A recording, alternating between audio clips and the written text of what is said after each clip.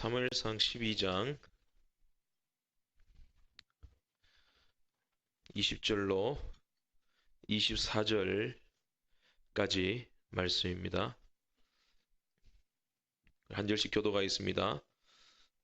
사무엘이 백성에게 이르되 두려워하지 말라. 너희가 과연 이 모든 악을 행하였으나 여호와를 따르는 데에서 돌아서지 말고 오직 너희의 마음을 다하여 여호와를 섬기라.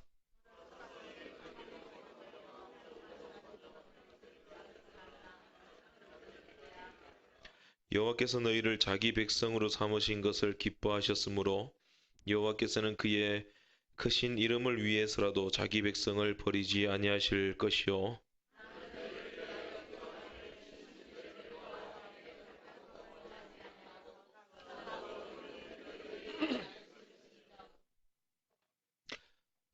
아멘.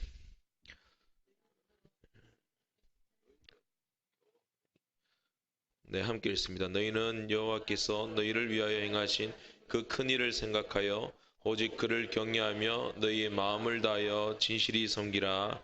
아멘. 크리스마스는 하나님께서 죄인을 구원하시기 위해서 독생자 예수님을 이 땅에 또 역사 속에 보내신 사건이죠. 예수님은 우리를 구원하시려고 이 땅에 오셨다라고 말을 한다면 너무 추상적인 대답이에요. 예수님께서 우리를 죄에서 건지시려 오셨다라고 하면 좀 더 구체적입니다. 그러면 예수님께서 우리를 죄에서 건져내시기 위하여 오신 것이 성육신하신 것이 크리스마스의 최후의 목적이냐? 그렇지도 않다라는 겁니다. 예수님이 왜 죄에서 건져내셨느냐는 거예요. 그걸 생각해 보셔야 됩니다. 죄에서 건져내신 이유가 뭐냐? 단순히 천국 보내시려고, 천국 보내실 것 같으면 우리를 하나님의 자녀라 말씀하실 이유가 없죠. 천국으로 보내면 그만이니까. 그럼 왜 오셨느냐? 왜 죄에서 건져주셨는가? 죄에서 건져내어서 새로운 생명을 주시기 위한 거예요. 그리고 새로운 생명을 주심으로 끝난 것이 아니라 그 생명이 더욱더 풍성해지도록 하신 겁니다. 그래서 이 생명이 풍성해지게 되면 우리가 잃어버렸던 하나님의 창조의 본래 형상과 목적이 회복이 되는 것이에요. 그러면서 하나님께서 우리를 마음껏 사랑할 수 있는 사랑의 대상으로 회복되기 때문에 예수님께서 이 땅에 오신 것입니다. 그것이 크리스마스 사건이에요. 그리고 그 과정 속에서 천국 가는 것은 필연적으로 발생하는 현상인 것입니다. 하나님께서 우리를 마음껏 사랑할 수 있는 자리가 어떤 자리인가? 그것은 자녀죠. 그래서 요한복음 말씀에 1장 13절이죠. 이는 혈통으로나 육정으로나 사람의 뜻으로 나지 아니하고 오직 하나님께로서 난 자들이니라. 하나님이 낳으셨다 말씀하고 있어요. 이사야 말씀도 내가 너를 낳았다 말씀하고 있어요. 하나님이 낳으셨다. 뭘로요? 자녀로. 무엇으로? 십자가로. 크리스마스로 낳으셨다는 것이죠. 예수님으로 말미암아 우리가 죄에서 건진받아 하나님의 자녀가 된 상태가 얼마나 복된 상태인가? 로마서 8장 32절에 근거로 해서 보면은 알 수가 있어요. 자기 아들을 아끼지 아니하시고 우리 모든 사람을 위하여 내주신 이가 어찌 그 아들과 함께 모든 것을 우리에게 주시지 아니하겠느냐? 우리가 하나님의 자녀 되었다는 것이 얼마나 복된 것입니까? 우리는 사망에서 생명으로 옮긴 것, 천국 가는 것, 그것으로 끝난 게 아니에요. 건진받은 것으로 끝난 게 아니에요. 복됨이 있는 거예요. 얼마나 복되냐면은 하나님께서 독생자까지 주셨는데 그 아들과 함께 우리에게 모든 것을 아끼지 않고 주신다라는 거예요. 그만큼 우리를 사랑하는 그 사랑의 대상으로 만드시기 위하여 그리스도께서 이 땅에 오셨다는 겁니다. 그게 크리스마스예요. 예수 믿으면 천국, 단순히 그런 상태가 아닙니다. 복된 상태예요. 생명이 풍성한 상태. 하나님께서 모든 은혜와 좋은 것을 아끼지 않고 우리에게 주시는 상태. 이렇게 하나님 마음껏 사랑할 수 있는 자리로 우리를 점점 끌어올리십니다. 지금도 그렇게 끌어올리시는 거예요. 그래서 사도 바울이 말하잖아요. 그리스도의 장성한 분량까지 성장해 나가라. 그리스도의 장성한 분량까지 계속해서 그리스도를 닮도록 성장해 나가면 어떻게 되겠습니까? 하나님 눈에 더욱더 사랑스러워 가는 거예요. 그게 구원이에요. 그게 크리스마스의 목적이에요. 크리스마스의 핵심이에요. 점점 더 사랑하는 하나님이 사랑할 대상으로 사랑스러운 상태로 자꾸 풍성해지고 성장해 나가요. 그래야 마침내 그리스도를 닮는 그 분량까지 장성하도록 만드신 거예요. 그럼 그리스도를 닮는 분량까지 성장해 나가면 그때 비로소 뭘 하시느냐? 하나님 나라 거룩한 전진에 우리를 사용하시는 겁니다. 하나님 나라 확장에 사용하시는 거예요. 이 일을 시작하시기 위하여 예수 그리스도께서 이 땅에 오셨다는 것이죠. 그게 크리스마스예요. 메리 크리스마스 할 때 그것을 생각하셔야 됩니다. 그런데 이 놀라운 은혜가 모든 사람에게 적용되는 것은 아니다라는 거예요. 많은 사람에게 적용이 돼요. 그 많은 사람 가운데 모든 사람에게 적용되는 거예요. 하나님께서 택하신 사람, 하나님이 택하신 민족 가운데 이런 크리스마스의 효력이 발생한다는 겁니다. 이스라엘 백성을 보겠습니다. 그들은 큰 민족이 아니었죠. 작은 민족이었습니다. 수요도 작습니다. 지금도 그렇습니다. 하나님께서 이스라엘을 죄악 세상 가운데서 뽑아내시면서 하신 말씀이 있어요. 출애굽기 19장 5절에서 6절 말씀인데, 너희는 열국 중에서 내 소유가 되겠고 너희는 내게 대하여 제사장 나라가 되며 거룩한 백성이 되리라. 무엇을 근거로요? 이스라엘 백성이 컸습니까? 훌륭했습니까? 그들의 나라와 영토와 그리고 국방력이 대단했습니까? 그렇지 않아요. 근데 하나님이 아주 작은 민족을 이끌어내셔서 제사장 나라로 만드시겠대요. 열국 가운데서, 그 큰 열강등 가운데서 내가 너희들을 나의 소유로 삼겠다. 영원히 내 것으로 나와 교통하고 교제할 수 있는 유일한 민족으로 삼겠다는 거예요. 하나님께서 모세를 통하여 모세를 사용하셔서 이스라엘을 애굽의 손에서 건져내셨죠. 광야 생활 끝내고 또 가나안 땅으로 들여 보내셨습니다. 이유가 뭘까요? 하나님께서 영원히 그들의 하나님이 되시고 또 이스라엘이 영원히 하나님의 소유가 되시고 제사장 나라가 되고 또 복의 기간이 되게 하기 위함입니다. 그러면 복의 기간이 되게 하기 위함이 목적인가요? 그것도 그렇지 않아요. 복되게 하신 이유가 뭘까요? 하나님 나라를 확장시키기 위해서입니다. 생육하고 번성하라, 땅에 충만하라. 또 아브라함을 부르실 때 내가 너의 이름을 창대케 하리니 너는 복의 근원이 될지라. 천하 만민이 너로 말미암아 복을 받을 것이다. 아브라함이 훌륭해서가 아니라 아브라함의 자손으로 오실 예수 그리스도로 말미암아 이루실 하나님 나라의 그 광활함, 위대함, 풍성함을 지금 말하고 있는 거예요. 이게 오늘날 어디에서 실현되고 있냐? 교회에서 실현되고 있는 거예요. 교회를 세우시기 위하여 하나님 나라를 세우시고 확장시키시고 그 일에 우리를 사용하시기 위하여 크리스마스가 사건이 발생한 거예요. 그래서 처음부터 하나님이 아브라함을 불러내실 때 너는 복이 될지라. 천하 만민이 너로 말미암아 누구죠? 예수 그리스도로 말미암아 복을 얻으리라. 하나님이 아브라함이라는 한 사람을 택하셨습니다. 우상 섬기고 있던 사람. 그리고 그 한 사람으로 한 민족을 이루게 하셨습니다. 그리고 그 민족이 한 국가를 형성하도록 만드셨어요. 그렇게 계속해서 이스라엘이라는 국가로 하나님의 백성으로 발전해 나갔습니다. 크리스마스는 이런 차원에서 이해를 하셔야 된다는 것입니다. 이스라엘이 하나님의 특별한 사랑과 은혜를 입어서 애굽도 이겼습니다. 그 험한 광야 시간도 지났습니다. 또 가나안 땅을 정복해 나갔지요. 이길 수 없는 전쟁인데 30번이 넘는 전쟁을 해서 다 이겼습니다. 이 모든 것이 뭐냐? 하나님의 특별한 사랑과 은혜를 입은 결과였다는 것입니다. 그러니까 앞으로도 쭉 이런 식으로 이스라엘이 살아갔다면, 우리 역사를 잘 알잖아요. 이스라엘 백성들이 하나님 말씀을 잘 듣고 이런 식으로만 살아갔다면 그들의 복됨은 계속해서 이어졌습니다. 하나님과 교제하고 그냥 말씀에 순종하고 예배하고 하나님을 높이면서 살고 오직 하나님만 바라보면서 살고, 그러면은 그들의 인생은 형통인 거예요. 그의 나라는 영원히 확장되고 발전해 나가는 겁니다. 그런데 이들은 애석하게도 다른 곳에 눈을 돌리기 시작을 합니다. 주위에 있는 암몬이나 모압이나 또 헷 족속, 전부 가나안 족속들이잖아요. 이런 국가들이 보이는 거예요. 그들이 강해 보이는 거예요. 훌륭해 보이고 문화가 매력적입니다. 블레셋같이 전쟁을 좋아하는 나라, 이게 정말 나라야. 이게 힘 있는 나라야. 그렇게 보였다는 거예요. 또 옛날에 자기들을 노예로 삼았던 애굽 같은 나라, 정말 애굽의 문명이 화려했잖아요. 그 애굽이 강력했잖아요. 그런 나라들과 자기들을 비교합니다. 여러분, 외형적으로 봤을 때 이스라엘이 이런 나라들의 비교의 대상이나 되겠어요? 작은 나라거든요. 문명도 뒤처지고 국방력도 뒤처지고 수요도 뒤처집니다. 그런데 비교하기 시작했다는 거예요. 하나님의 백성은 외적인 것, 세상적인 것으로 세상과 비교하면 안 돼요. 교회를 비교할 때도 세상적인 잣대로 교회를 비교해서는 안 돼요. 그럼 100번 집니다. 하나님 진노하십니다. 겉으로 풍성해지는 것 같지만 골마 썩어 들어가요. 결국에 오래가지 못합니다.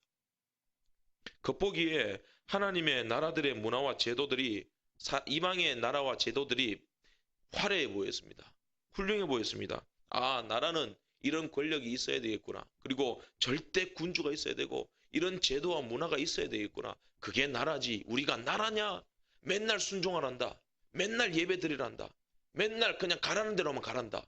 이게 나라냐? 이게 교회냐? 이게 정말 선진국가냐? 국가는 왕이 세워져야지. 훌륭한 리더와 영웅이 통치하는 나라가 돼야지. 우리 가정에도 그래야 돼야지. 우리 교회도 그런 게 나와야지. 이런 마음이 생겼던 것이죠. 예수님 당시 유대인들이 기다렸던 메시아도 이런 제국의 왕이었습니다. 우리에게 왕을 주셔서 오늘 이스라엘 백성들이 사무엘에게 구하는 것과 똑같은 관점으로 똑같은 마음으로 메시아를 기다렸다는 겁니다. 그것이 유대인들의 메시아 대망사상이었습니다. 하나님께서 이스라엘이라는 작은 나라를 선택하신 이유는 이 세상 제국을 형성하기 위함이 아닌 거죠. 하나님만의 독특한 통치와 또 사랑으로 거룩한 나라를 만들어 가시겠다는 것이 하나님이 이스라엘을 선택하신 목적입니다. 그런데도 이스라엘은 자기들 땅덩어리가 작다고 또 자기들의 수요가 부족함을 느끼고 원망하고 불평하기 시작했어요. 우리에게도 왕을 세워주십시오. 세상의 강대국과 같이 영토를 넓히기를 원합니다.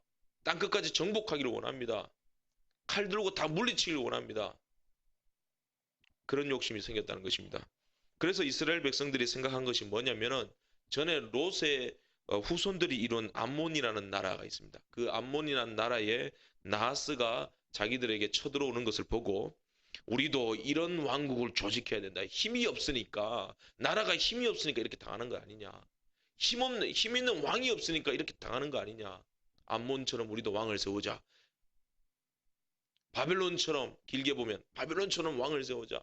애굽처럼 왕을 세우자. 아수르와 같은 나라가 되어야 된다. 솔로몬이 배교한 것도 그런 것들 때문이죠. 그것이 그런 마음이 본문에 발단이 된 것입니다. 12절 말씀입니다. 오늘 본문 12절. 너희가 암몬 자손의 왕 나하스가 너희를 치러 옴을 보고 너희의 하나님 여호와께서는 너희의 왕이 되심에도 불구하고 너희가 내게 이르기를 아니라 우리를 다스릴 왕이 있어야 하겠다 하였도다. 사무엘 선지자가 말해요. 주의 종이 말하잖아요. 하나님 말씀을 맡은 종이 말을 해요. 하나님이 우리의 왕이다. 근데 백성은 뭐라 그래요? 아니다 그럽니다. 우리를 다스릴 왕이 필요하다. 눈에 보이는 왕이 필요하다. 권세를 가진 왕이 필요하다. 성경은 말합니다. 이것이 여호와 앞에 큰 죄악이 되었다. 17절. 오늘은 밀 베는 때가 아니냐. 내가 여호와께 아뢰리니 여호와께서 우레와 비를 보내사 너희가 왕을 구한 일 곧 여호와의 목전에서 범한 죄악이 큼을 너희에게 밝히 알게 하시리라. 우레와 비는 두려움의 상징이었죠. 우레치고 비 오면은 큰일 나는 줄 알았어요. 그러니까 너희들이 왕을 구했다. 하나님이 화나셨다 이 말이에요. 그 화나신 그 증거로서 가시적인 증거로서 우레와 비를 보내셨다. 그걸 보면서 이스라엘 백성들이 아이고 큰일 났다. 우리가 죄를 범했구나. 하나님이 왕이신데 우리가 왕을 구했다. 이제 하나님의 진노를 어떻게 피할 수 있겠느냐. 18절 말씀에 우레와 비를 보았어요. 이스라엘 백성들이 하나님과 사무엘을 크게 두려워하였다. 꼭 매를 맞아야 정신을 차려요. 번개 맞아봐야 정신 차려요. 루터처럼. 번개 치는 거 보고 회심하잖아요. 이게 여기 처음 일어난 사건이 아니에요. 원시림으로 들어가 보셔야 됩니다. 에덴 동산에서부터 이런 사건이 시작이 되었어요. 아담과 하와가 자신의 창조주 하나님의 통치를 받으면서 한동안 잘 지내고 있었습니다. 그러면 되었어요. 그러면 생육하고 번성하고 땅을 다스리고 하나님의 법으로 통치할 수 있었습니다. 하나님의 나라가 확장될 수 있었어요. 그 생명력이 풍성히 드러낼 수 있었습니다. 그런데 하나님의 통치를 받고 있던 이 아담과 하와가 이제 사탄의 유혹을 받습니다. 그 미혹이 되어서 이제 그 게임에 넘어가요. 근데 그 명분이 뭔지 아세요? 너희 눈이 밝아진다. 너희 눈에 하나님이 보이게 된다. 너희가 하나님처럼 될 것이다. 이게 뭔지 아세요? 하나님의 통치를 받고 있으면서 하나님 눈에 보이는 왕이 필요합니다. 내가 왕이 되기를 원합니다. 그렇게 해서 선악과를 다 먹었습니다. 하나님의 통치와 인도에 만족하지 못하는 거예요. 모든 과실들 먹으라 그랬거든요. 다스리라 그랬거든요. 이게 보통 일입니까? 근데 그 일상의 은혜가 시시한 것처럼 여겨지는 거예요. 그리고 우리에게 왕을 세워주셔서 너희가 하나님처럼 눈이 밝아지게 될 것이다. 거기에 혹해서 보암직스럽기도 하고 먹음직스럽기도 하고 따서 먹어버립니다. 그때 하나님 말씀이 응하죠. 정령 죽으리라.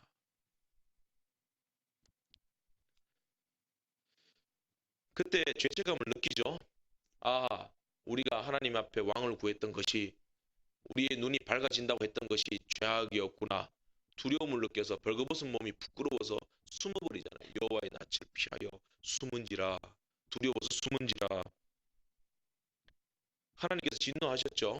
그런데 하나님의 사랑이라는 것, 하나님의 공이라는 것이 여기서 드러납니다. 하나님께서 아담과 하와에게 진노하셨어요. 교만했던 죄, 왕을 구했던 죄. 그런데 바로 뭘 주시냐면 언약을 주세요. 가죽을 해서 입혀버립니다. 그것이 그리스도를 상징하는 거거든요. 그것이 나중에 돌제단이 되고, 그것이 성막이 되고, 그것이 성전이 되고, 오늘날 교회가 되는 거예요. 가죽을 입혀주시고, 그러면서 약속의 말씀하십니다. 여자의 후손이 뱀의 머리를 박살낼 것이다. 놀라운 구원, 뭔지 아세요? 크리스마스 주시겠다는 거예요. 그걸 그때 약속하신 거예요. 이게 뭐냐면 아담과 하와가 하나님 앞에 죄를 지어서 사망의 권세 아래 놓이게 되었어요. 그러니까 이 노예는 하나님과 사랑할 수가 없는 거예요. 깊은 사랑의 교제 안 되는 거예요. 그 죄의 노예인데 원수죠. 그러나 하나님은 그 사람을 긍휼히 여기셔서 여자의 후손으로 메시아 예수님을 보내신다. 크리스마스를 약속해 주셨다 이 말입니다.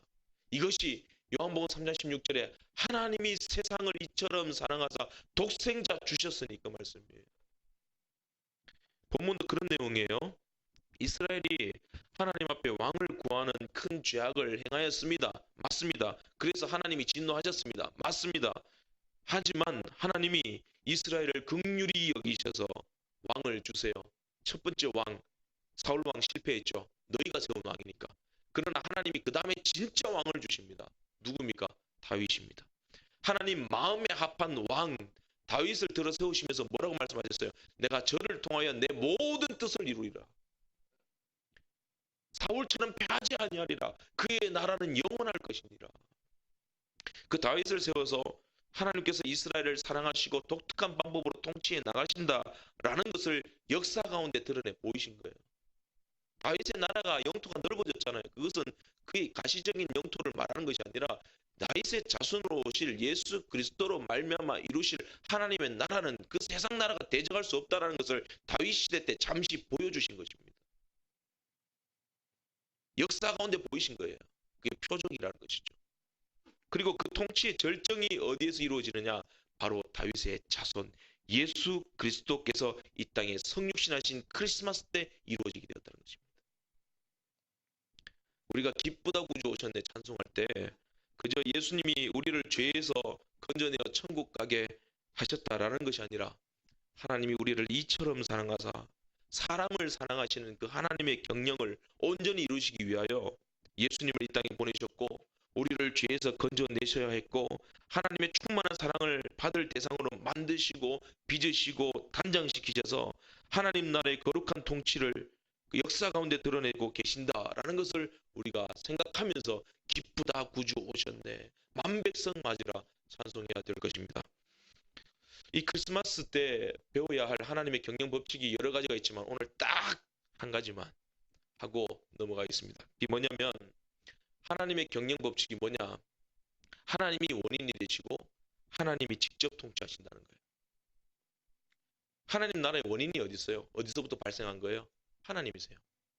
하나님의 성령은 어디서부터 발출되신 거예요? 하나님과 예수 그리스도죠. 모든 것 성령 주시는 거 하나님 나라 세워가시는 거 성육신 하시는 거 원인이 어디예요? 하나님이시에요. 하나님 원인입니다. 우리가 여기 모을 수 있는 것 그 원인 하나님이 원인이에요. 하나님께서는 이스라엘에게 하나님의 독특한 통치 형태를 보이셨죠. 근데 이 독특한 통치가 얼마나 차별적이고 파격적이었냐면은 아모스 3장 2절 말씀 이렇게 말씀해요.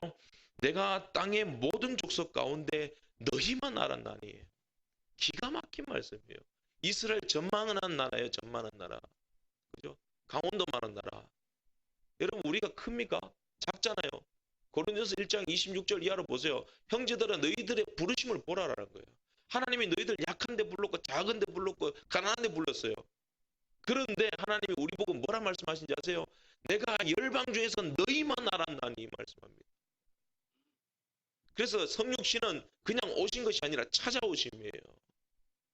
콕 집어서 찾아오신 거예요. 나사로야 나오라. 이 말은 송장아 나오라 아니죠. 나사로야 콕 집어서 나오라. 이것이 성육신입니다, 여러분. 이 땅에 많은 백성과 나라가 있지만 내 사랑은 너밖에 없다. 내 사랑은 이스라엘밖에 없다. 내 사랑은 서부교회밖에 없다. 이게 하나님 아버지의 마음이에요. 그게 크리스마스의 핵심이에요. 그럴 정도로 하나님은 당신의 백성을 사랑하십니다. 그런 사랑을 받은 이스라엘이 하나님 마음도 모르고 우상 숭배를 하고 배교를 하고 원망하고 불평하고 하나님을 저주하고, 그때마다 하나님 뭐라 말씀하신지 아세요? 왜 징계 주신지 아세요? 나는 너희를 세상에 있는 다른 나라와 같이 통치하는 것이 아니다. 내가 얼마나 너희에게 사랑을 쏟아 부었는지 아느냐? 너희 작은 나라잖아. 국방력도 약하잖아. 그런데 너희들은 어리석게도 힘써서 군대를 모으려고 그랬고 큰 나라 만들려고 그랬다.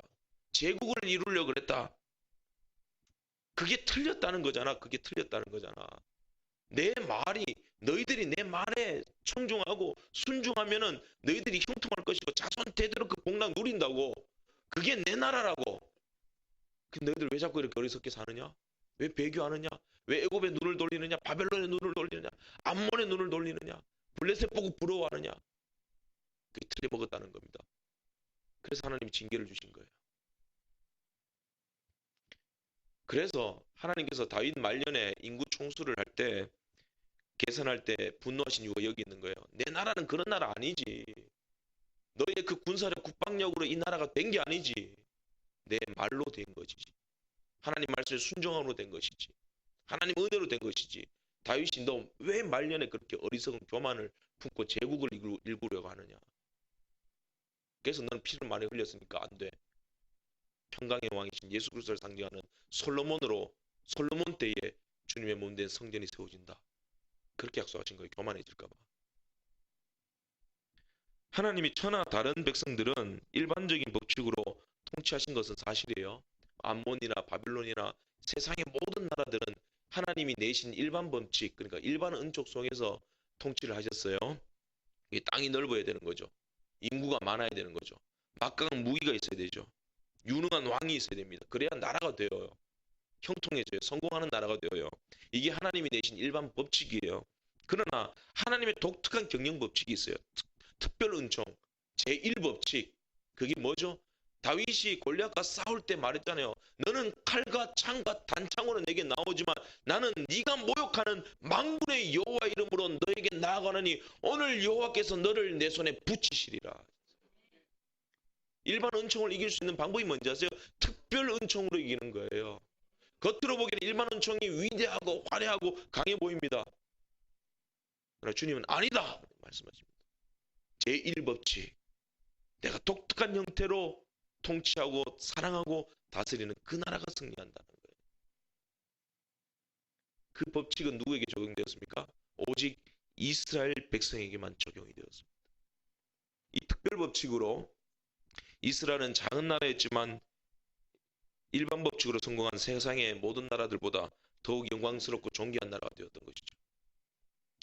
이스라엘을 애굽에서 건져내실 때 하나님이 쓰신 방법 기억하십니까?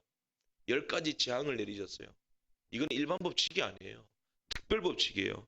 하나님이 직접 소매 걷어 붙이시고 달려 드셔가지고 강한 손과 편팔로 이스라엘 백성들을 구원해 내신 거예요.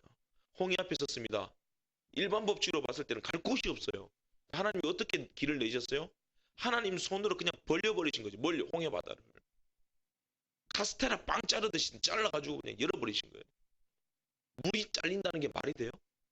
물 위를 걷고 다니신다는 것이 말이 돼요? 말 되죠. 하나님이 좀 걷고 다니시겠다는데.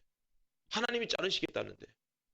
그런데 이건 아무에게나 적용하지 않는다니까요. 누구에게만? 오직 이스라엘 백성들에게만 그 특별 은총을 적용시키셨다는 겁니다. 자, 가나안 족속들이 봤을 때 이스라엘 백성들이 그 홍해 바다를 가르고 기어 나와요. 그러니까 두려운 거죠. 이스라엘이라는 나라를 봤을 때는 하나도 두려운 것이 없거든요. 그런데 그 나라가 분명히 사람 손이 아니라 하나님의 손, 신의 손이 이 홍해 바다를 갈라가지고 자기들끼리 나오고 있거든요. 이걸 어떻게 막겠어요? 그러니까 여리고 백성들이 간담이 서늘했다는 거예요. 이건 사람의 민족이 아니다. 하나님의 민족이다. 특별 은총을 받는 자들이다. 이들을 우리가 어떻게 이기겠느냐 그 말이에요. 여리고 뱅글뱅글 도는데도 손 하나 못 대요. 두려워서. 이게 하나님이 특별 법칙을 내셔서 제1법칙으로 직접 통치하시는 이스라엘의 강력함입니다. 그게 할렐루야 우리에게도 적용되고 있습니다. 누구로 말미암아? 예수 그리스도로 말미암아. 영원히 너와 함께하리라. 물 가운데 지날지라도 불 가운데 지날지라도 불꽃이 너를 사르지 못할 것이요 물이 너를 침몰치 못할 것이요. 어떻게 이런 일이 일어납니까? 우리는 그의 택하신 족속이요 그의 은혜를 받는 그리스도의 백성이기 때문에 그렇습니다. 광야 40년 지났습니다. 그들이 농사 지어서 농사가 잘 되어서 거기서 잘 먹고 잘 살았습니까? 아니에요. 하늘만 바라봤습니다. 하나님이 광야에서 만나를 내리셔서 듣도 보도 못한 거예요. 한 번만 내려도 기적인데 40년 내려주셨어요. 고기 먹고 싶다 그러니까 하나님이 직접 솜에 걷어붙이고 메추라기 때 몰려오도록 만드셨어요. 시큰 먹어라. 어떻게 이런 일이 가능해요? 그 광야에서. 너무 유능한 아버지가 계셨기 때문이에요. 이런 놀라운 특별 은총을 베푸신 그 원인이 어디냐는 거예요. 하나님이. 그 원인을 어디서 찾을 수 있어요? 이스라엘의 공로? 이스라엘의 의리? 그들의 믿음? 아니에요. 형편없는 사람들이에요. 오늘만 왕을 구했습니까? 처음부터 이 사람들은 하나님의 통치를 받고 있으면서도 은혜를 망각하고 계속해서 보이는 왕을 구했습니다. 돈이라는 왕, 권세라는 왕, 오늘날 제가 장가가기 전에는 신부감이라는 왕, 취직이라는 왕, 그거 안 시켜주면 하나님이 살아계신지 난 모르겠습니다. 바보 같은 소리예요. 하나님의 은혜 가운데 살고 있으면서도 하나님 뭐가 이뻐서 뭐가 원인이 되어서 이렇게까지 이스라엘을 우리를 사랑하셨을까? 아모스 3장 2절 내가 너희만 알았나니. 다른 이유가 없어요. 하나님의 특별한 법칙 속에 보호를 받고 사랑을 받을 수 있었던 이유가 뭐냐? 제1원인도 하나님이시고 제2원인도 하나님이시라는 거예요. 아담과 하와가 선악과 먹고 타락했습니다. 하나님 보시기에 이 땅에 죄인은 없나니 하나도 없거든요.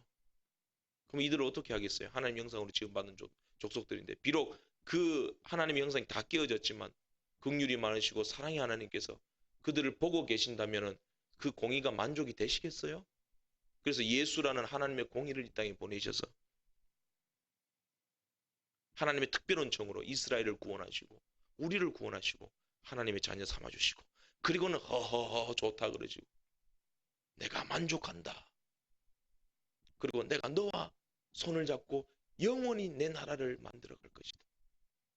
너는 제사장이 될지어다. 여러분 이스라엘 백성들도 또 이방인들도 혈통적으로 이방인들도 또 오늘 나와 있는 저와 여러분들도 온통 죄악 투성이잖아요. 누가 누구를 정죄합니까? 누가 정직하니 거짓말하니 그런 말 하겠어요? 다 죄인 아니에요? 왕을 구했잖아요. 누가 우선 숭배했습니까? 누가 하나님 의지하지 않고 사람 의지했습니까? 우리는 그러지 않았습니까? 그럼에도 불구하고 하나님께서 우리를 위하여 독생자 예수님을 보내셔서 우리를 특별 은총으로 죄에서 건져내신 겁니다. 죄에서 건져내신 것으로 끝나지 않고 하나님의 영광스러운 자녀 삼으시고 하나님이 이뻐서 견디지 못한 내가 너로 인하여 기쁨을 이기지 못한다 하실 정도로 깊은 사랑의 대상으로 삼아주셨어요. 그 원인이 어디 있다고요? 우리 안에 없어요. 우리 안에 하나님의 요구 없어요. 하나님이 당신의 요구를 우리에게 주셨어요. 이게 그리스도예요. 복음에는 하나님의 의가 나타나서 믿음으로 믿음에 이르게 하나니 복음에 나타나는 의 그게 누구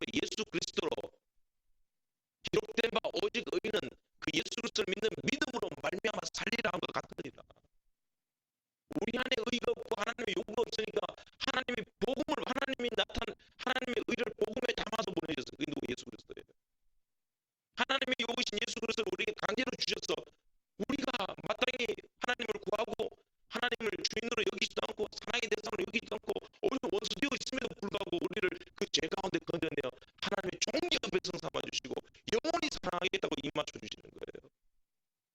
그게 복음에 나타난 하나님의 의입니다. 그게 크리스마스예요. 누구에게 공로가 있습니까? 없습니다. 오직 하나님의 열심히 이루신 겁니다. 본문에도 보세요. 이스라엘이 하나님께 왕을 달라는 교만과 우상숭배의 죄를 저질렀지만 하나님 뭐라 말씀하신지 아세요? 하나님은 여전히 이스라엘을 기뻐하신다. 22절 말씀, 여러분 22절 말씀 한번 다 같이 성경 있으시면 읽어주시겠습니까? 22절 시작.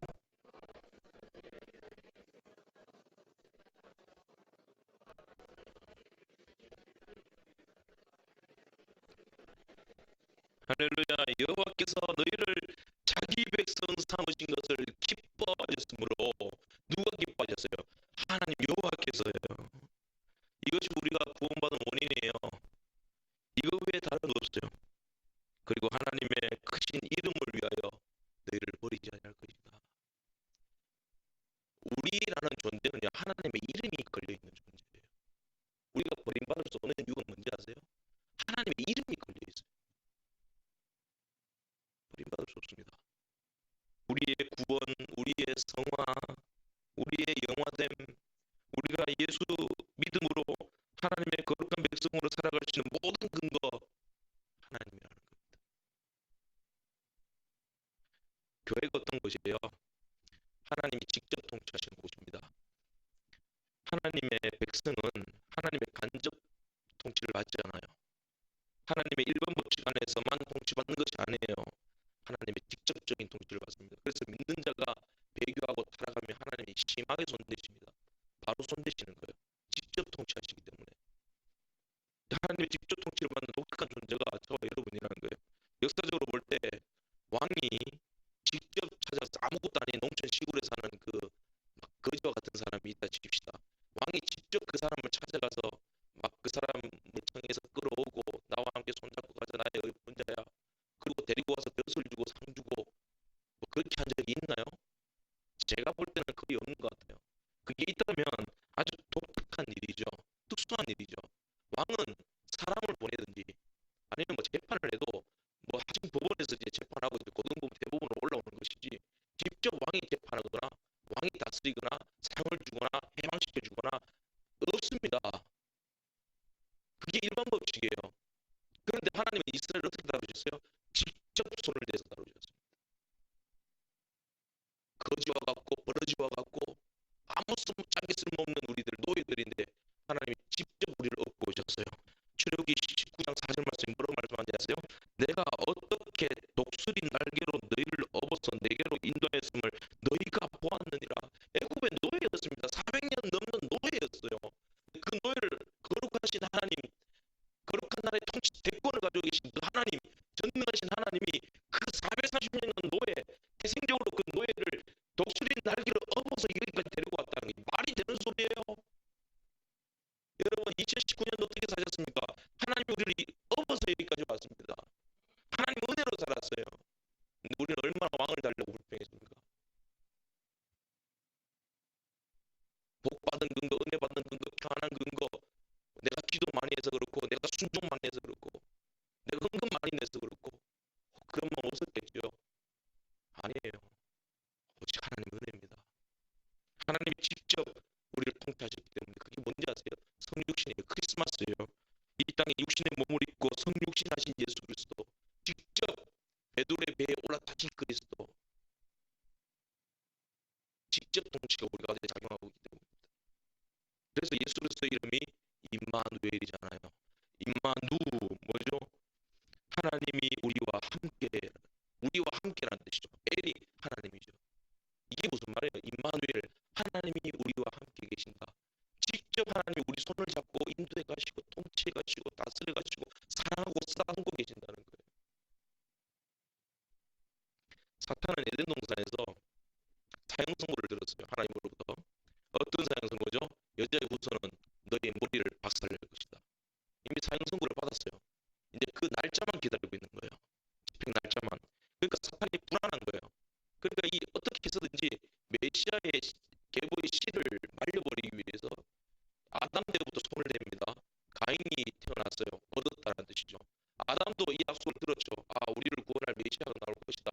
가인이 나왔습니다. 이름이 얻었다는 뜻이에요. 아, 하나님이 이 가인을 통하여 또 가인의 자손을 통하여 우리를 구원하실지도 모른다.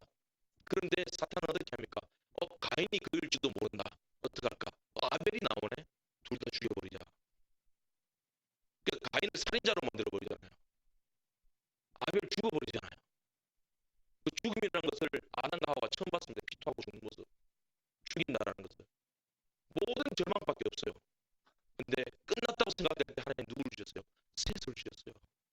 셋을 주시고 그 열정에 노아 나오게 하시고, 노아 나오게 하시고, 아브라함 나오게 하시고, 모세도 나오게 하시고, 사울 왕이 나왔지만 사울 왕으로 나라 끝나는 줄 알았지만 다윗을 주시고, 억지 닥tip질하게 했지만 다윗의 등불이 꺼지지 않도록 하셔서 결국에는 예수 그리스도가 오시게 하셨습니다.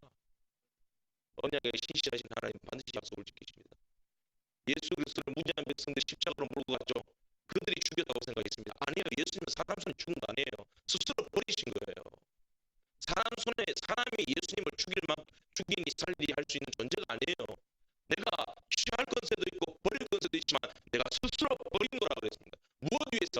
하나님의 거룩한 대권과 뜻과 우리를 구원하시기 위해서입니다.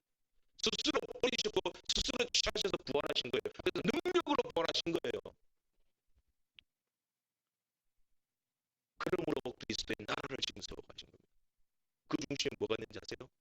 할렐루야, 대구 서부교회가 있습니다. 이 교회는 누가 통치하세요? 하나님 통치합니다. 여러분, 우리 이스라엘 백성들처럼 우리 교회 안에 보세요. 나 자신을 보세요. 수없이 하나님의 발등 찍지 않습니까? 부셔불능입니다. 내 자신을 보면. 맨날 왕을 달라고 그래요. 맨날 싸워요. 전도에 원래 하면 맨날 싸우잖아요. 재직하면 싸우잖아요. 맨날은 아닙니다. 이제 말이 그렇다는 거예요. 그럴 때도 있다는 거예요. 그런 교회 봤어요. 우리 교회 말고. 이 보이는 지상의 교회는 그런 무지와 아픔과 싸움과 분쟁이 늘 있습니다. 그럼에도 교회가 교회는 망하지 않아요. 왠지 아세요? 하나님이 우리를 긍휼히 여기셔서 그리스도로 말미암아 직접 통치해 나가고 계시기 때문에 그렇습니다. 결국에는 하나님의 교회는 승리하는 것입니다.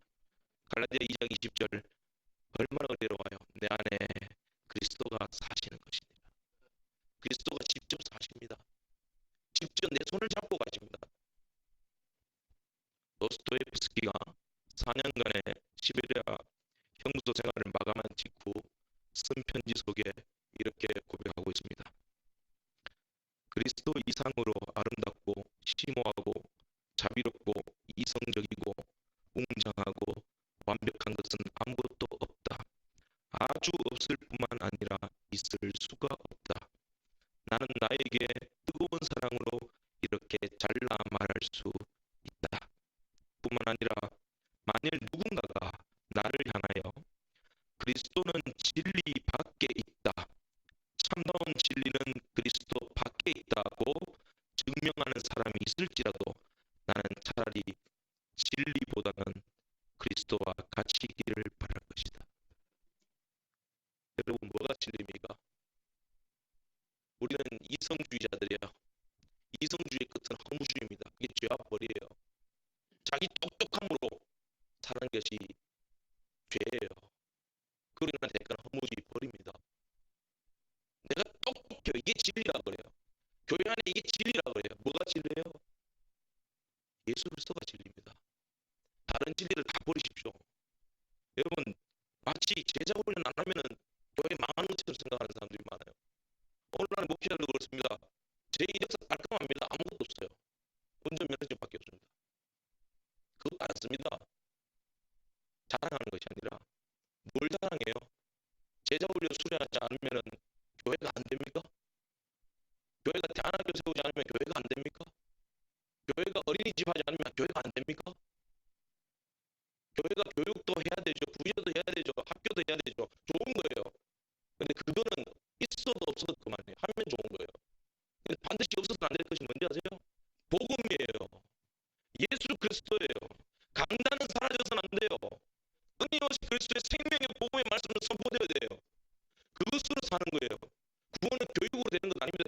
보십시오. 누가 교육받아서 구원받나? 헌신해서 충성해서 구원받나? 아니에요. 충성 봉사 이전에 예배 잘 드려야 됩니다. 그리스도의 말씀 드려야 됩니다. 그게 마르다보다 마리아가 훌륭한 점이에요. 우리는 자꾸 왕을 달라고 그래. 물질이 많아야 교회 건축한대요. 물질 왕 아닙니다. 우리 교회는 71년간 주님께서 만나러 먹이셨습니다. 이스라엘 백성 40년 먹이셨죠. 우리 교회가 이대로 가서는 안 된다. 그런 말을 왜 합니까? 교회는 하나님 은혜 가운데 가고 있습니다. 그래서 이게 수평적입니다. 앞으로도 하나님이 인도하십니다. 물질 보이지 않아도, 땅이 많지 않아도, 인력이 많지 않아도 너희들이 내 말을 듣고 내 특별 법칙, 특별 은총을 믿고 그리스도를 왕으로 세우고 그 말씀을 순종하고 전진해 나가면 하나님이 열국주에서 너희들을 제사장 나라로 삼으실 것이요, 너희는 내 영원한 소유가 될 것이고 너로 말미암아 내 모든 뜻을 이루어 가리라. 너희 주의 묻는 교회입니다. 크리스마스입니다.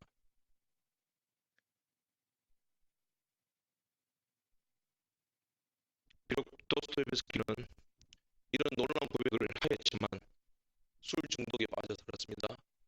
도박 중독, 낭비벽으로 평생을 죄를 짓고 벌을 받고 살았습니다. 자기 실력 믿고.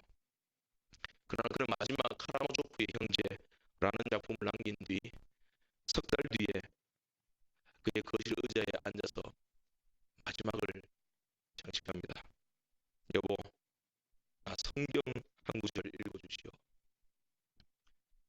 아내 안나는 얼른 성경책을 가져와서 아무렇게나 펴니다. 그게 마태복음 3장 15절입니다. 예수님과 세례 요한이 만나는 장면이죠. 예수께서 대답하여 이르시되 이제 허락하라.